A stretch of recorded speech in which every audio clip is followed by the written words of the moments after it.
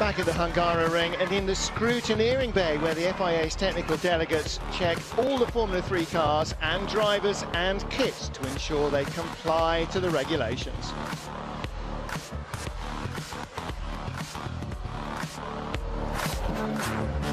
Before the cars go on track, we perform initial scrutineering, which ensures the car is safe. Drivers' suits and helmets are correct to standard, and that's the first part before the cars go on free practice.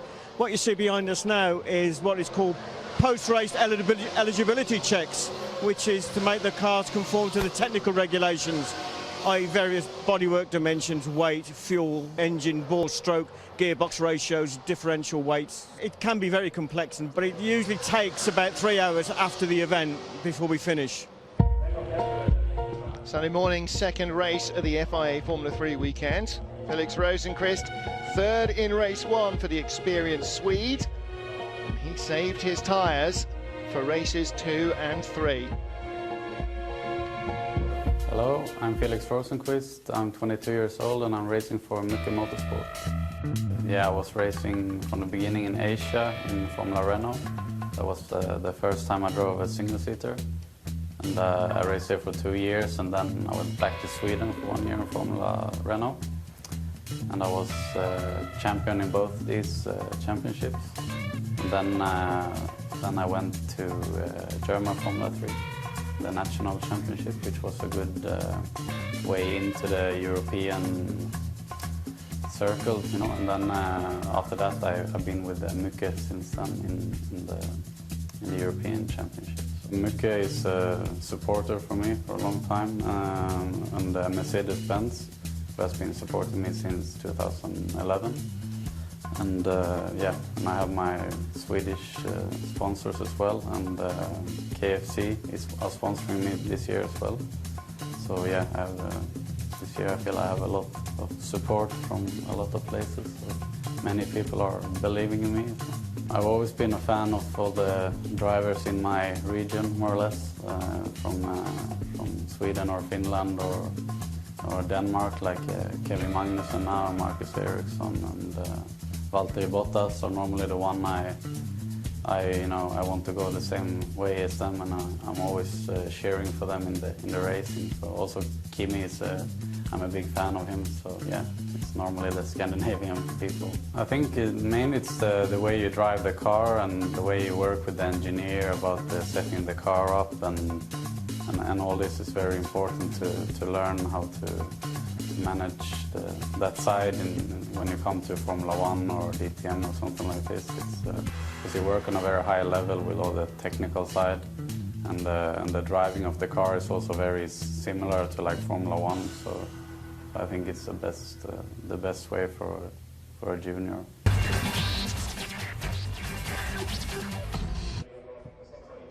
So race 2 of 3, Esteban Ocon on pole position. And teammate Antonio Fuoco will line up second on the grid. So Prema Power Team with the qualifying setup that worked and with race pace as well.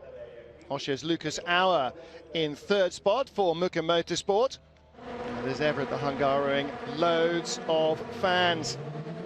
The yellow flags waving further back on the grid. Decent start this time for Esteban Ocon. After fluffing race 1's getaway, he makes no such mistake.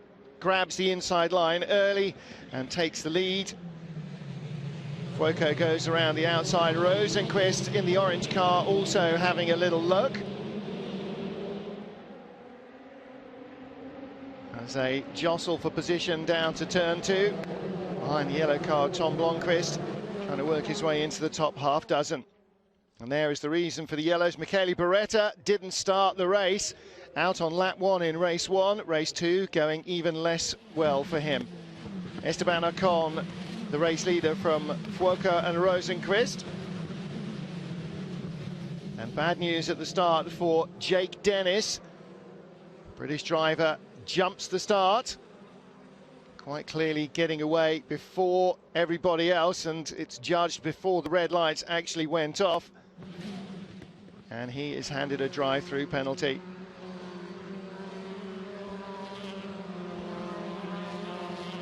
So the Racing Steps driver hit with the penalty, And there's a penalty too as well for Max Verstappen. Dutchman, who had clutch failure in race 1, is given a drive-through penalty for not respecting track limits. Peels off into the pits to serve it as soon as possible. Ocon and Fuoco first and second, Lucas Auer in third, Felix Rosenqvist in fourth place. Behind, Tom Blomqvist and teammate Giovinazzi. Well, we spoke to him earlier. Roy Nissany battling through into top 10 position. Teammate Tatiana Calderon, our guide to the circuit earlier, is right behind. Drive-throughs coming thick and fast. Next up, Toril. Shongalale getting wide out of the chicane, far too wide onto the grass, loops around. Fortunately, everybody avoids him as Esteban Ocon rushes off to the checkered flag. There are other cars still in the race. Antonio Fuoco, Lucas Auer, and then Felix Rosenqvist, second, third, fourth, ahead of our race 1 winner, Tom Blomqvist. So Ocon delighted with that better performance in race 2. Unable to nurse his tyres a little, being in clear air at the front.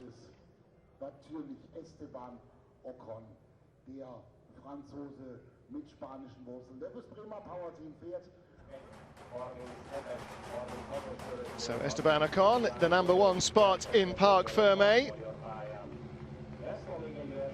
No, Esteban was really fast, so this track was difficult to overtake, so the pace for the race was good, but he stayed in front, so it's much easier when you stay in front compared when you stay behind. Yeah, it was actually the most important thing. It was the key point because you can't overtake here. So I did an okay start, enough to keep my place, and then yeah, it was all about making the gap in the beginning and yeah, just managing tires, and I think we did really good. It's so difficult with the tire management here. The track is quite hard with the tires. At the end I was faster, but I couldn't find a way around him, so he did a good job.